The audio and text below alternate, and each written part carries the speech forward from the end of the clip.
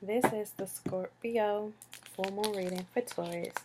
Taurus, there is a lot of pull and push energy that you are feeling underneath this Scorpio full moon, because in astrology, Scorpio and Taurus are actually opposite signs. And as we know, opposites attract or they can counter react. So there's about 3 planets right now that are in Taurus, but with Scorpio being in a full moon, a full blue moon, that Scorpion energy is very strong and it cannot be denied. So I want to check in with the Tauruses and just see how are y'all feeling with all this Scorpio energy in the air, and it's very opposite of you. It's a lot of light, hitting, dark, intense, passionate emotion, and gonna pull right now and just see how you Tauruses are acting underneath the Scorpio full moon. What needs to come up for healing and release for transmutation? What needs to be birthed and reborn? So right now I'm pulling from the astrology deck to see the situation at hand and how it's impacting you and what's coming up and what part of your life is calling for action, Taurus. And then I'm also going to pull from the chakra deck, and this is just about what part of your body is being impacted by this energy and which of your 7 chakras are being called into focus for healing and transmutation, and where could you be better, and how is the situation weighing on you. These cards are jumping out every time I pull Taurus. The cards jump out like this and I crack up, because you know Tauruses are just very stubborn by nature. It's the most stubborn sign of the zodiac, and I'm not finna drag y'all, because believe it or not, even though I'm Aquarius, I actually have a lot of Taurus energy in my chart, and I act more like a Taurus than I do an Aquarius. So I have a very close relationship with Tauruses. And me, myself, I have a lot of Taurus tendency and ways. So where most people just like, oh, Tauruses are mean, and they lazy, and they hungry, and they sleepy, I understand y'all, because all we want in life is a good meal, a good kiki, a booty rub, so bad to ask for. It's okay, we deserve that. And we rule culture and cuisine and museum and all of the finer things in life. So, Taurus, I'm here with you. You were understood, you were felt. Okay? So, the last deck I pulled from is the Ancestor deck. And this is just like a message from your ancestors and how they're aiding and helping you push through what's coming up for you under this Scorpio full moon.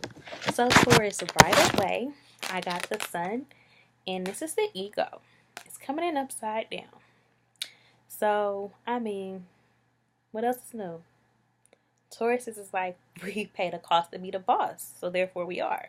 However, Taurus, you are being a little bit bossy and bulldozing in your relationship with your partner. So, I have Virgo energy coming up. And Virgo is the energy of the perfectionist, and they just overanalyze like small details, and they kind of fixate on like what needs to be fixed. They don't always focus on what's going good. So I do see where in the past, you know, you have been this person, but you've been very diligent about trying not to be in your ego and just run your relationship. We have the 7th house, which is the house of long-term relationships and marriage and business partnership and enemies. Now, I know you're like, well, why are the enemies and the business partners and marriage and long-term relationships in the same house? This is a lot. Who finna get evicted? This is a lot going on. Well, in astrology, in order for someone to make it into your 7th house to even become an enemy, you had to have loved them at one time. They had to have been close to you. They had to care. Because if this just somebody who don't matter, you're not about to like give them no time in your energy. Like, you're a Taurus. You have a bag to get, okay? You have things to create. You have things to complain about and make better. So this is also the house of marriage. And sometimes you may not be married or want to be married, but if this energy comes up, it's also just somebody who's in your life long term. So it could be like your child's father, your children's mother, or somebody that you're in a committed relationship with, even without going through a wedding ceremony. And business partners also come up in this house. So it could be a business partner, just somebody that you are bound to by a contract or a spiritual obligation or some obligation in some type of commitment that you made to this person long term. Now, that's what we have. So we have the Virgo energy and the 7th house energy coming in upright. So I will say that you have been in your ego, and underneath this moon, you might want to go back to your old ways and try to be the quicker fixer upper for your partner. But Taurus, this is an energy that you've already healed from. You've moved past this. You have learned that when you allow your partner to show up for you, they surprise you. And you don't have to do everything by yourself. And yes, other people actually know stuff. Shocker. And that you can allow them to build with you. If you look on this card for the Virgo, this person is pining away at a harvest. So you can get to the promised land. You can have this bountiful harvest with your partner. Please do not revert back to your old ways. Even if they do something this weekend that tempts you to want to go back, take it back. Take it back and be your old self. Don't do it. You have elevated. You have evolved past this person. And you know, Taurus is y'all tempers. My temper too. Again, I have a lot of Taurus energy. When you get irritated or agitated, all sense of respect go out the window. Like you guys hit below the belt and you go for someone's jugular. I understand because me myself. Same way. And you just want to bulldoze past the foolery and you want to get to the point and you don't have time for stupidity and anything that is slow. So, including people. But here's the thing, Taurus.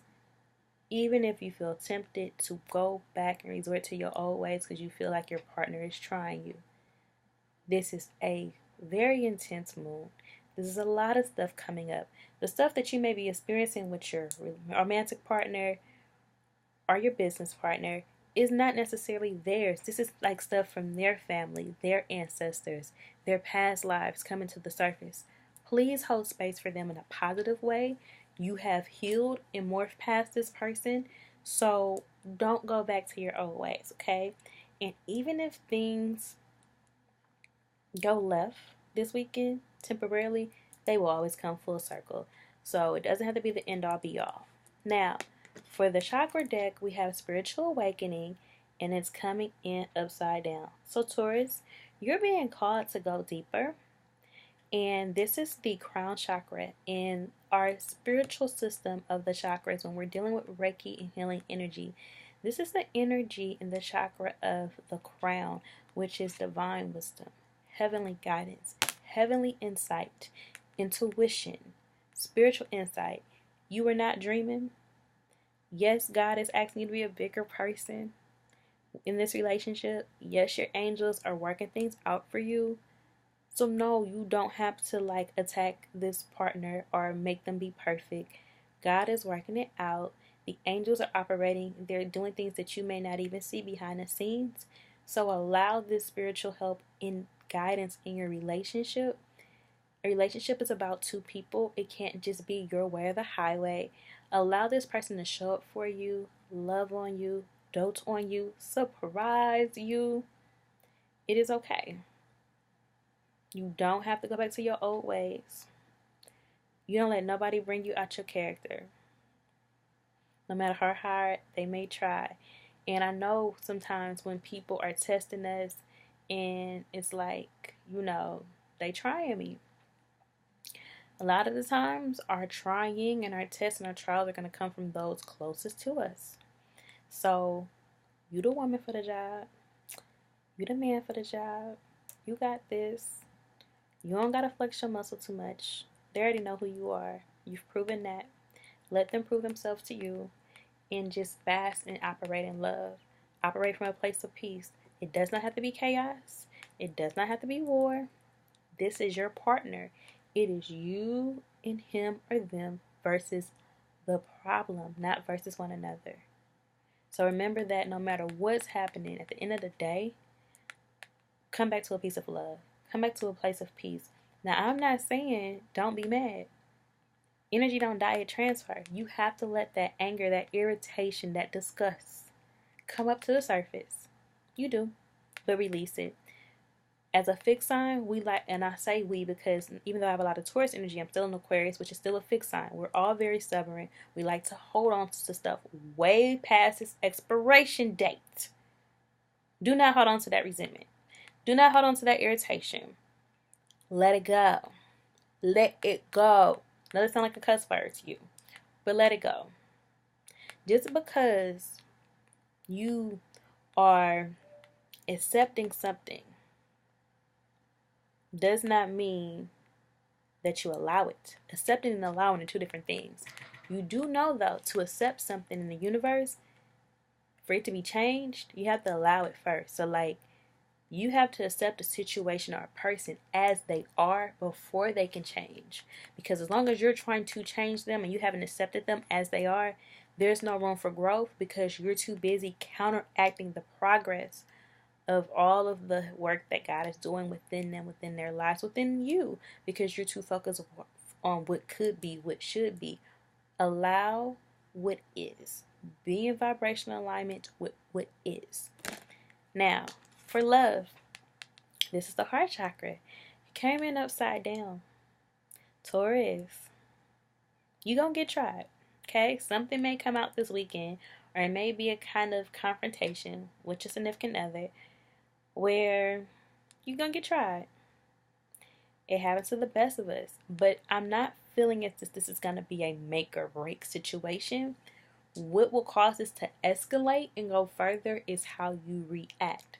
So are you going to chasten this person, or are you going to come to them from a place of love and healing and forgiveness and love them in spite of their errors, in spite of their ways? Now, I am not saying by any means allow yourself to be disrespected, manipulated, or anything like that. What I am saying is this soul healing card. Allow this healing to come up. Whatever is going to occur and come out this weekend, it's for your highest good. It's going to cause a shift in your relationship dynamic that will allow you guys to go higher and elevate and excel within your romantic union. But you have to allow it and you have to let it. It may be a challenge, maybe challenging, but doesn't mean that it's going to break you. You're a Taurus, you don't break, okay? So in that regard, allow the soul healing in your relationship dynamic to come up. And soul healing is a part of what we call in astrology, it's astrology, it all go together. So astrology and Reiki, this is a part of the soul star chakra. It's the chakra above the crown chakra. Like this purple light you see in my phone, that's my crown chakra. That's why no matter what I record, it's always in the camera, because I have a very strong aura and I'm very heavy in the crown chakra.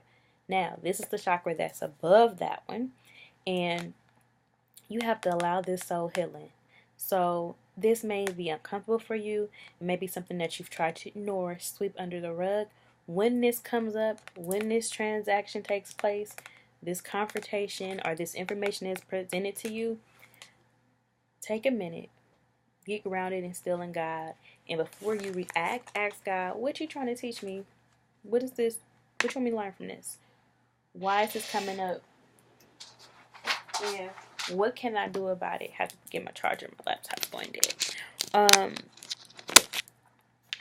And sit still and allow the answer to come to you. Now, we have the circle.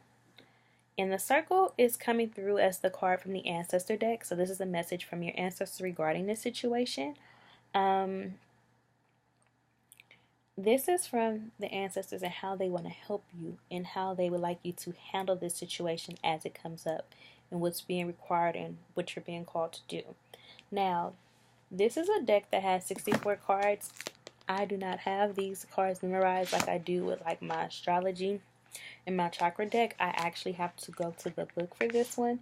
It's one of the newer decks that I work with, but it's one of my favorites, and has some very powerful symbolic messaging, and I want to get the full scope of the message.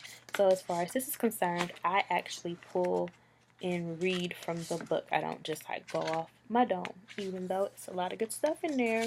I'll make sure that you guys get this message in full. So we have the circle. There's also an 8 on the circle.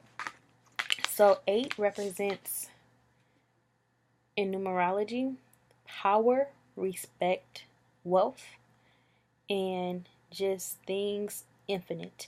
The 8 is very similar looking to the affinity symbol when it's turned sideways, and all things infinite and things that you're going to have that are going to ground you and that are essentially yours. So we have the circle. So for the circle, the essence, unification, interconnectedness, and a sense of communion is what this card implies. The circle reminds us that we are all one, dances in a unified, continuous, inclusive circle. This card reminds us of the cycles of life and the evolving self, ever changing and always connected.